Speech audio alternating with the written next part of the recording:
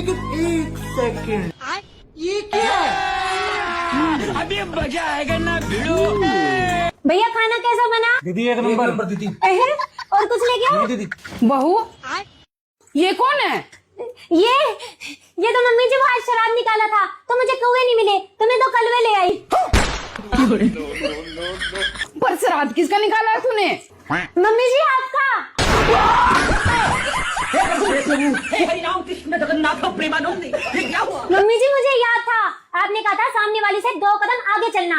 Mummy जी आज उसने अपनी सास का श्राद्ध निकाला, उसने सिर्फ हलवा बनाया, मैंने 2 मिठाई बनाई, हलवा और रसगुल्ला।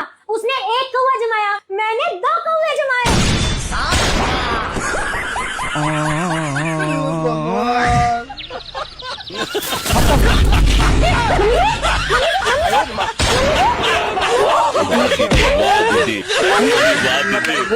दीदी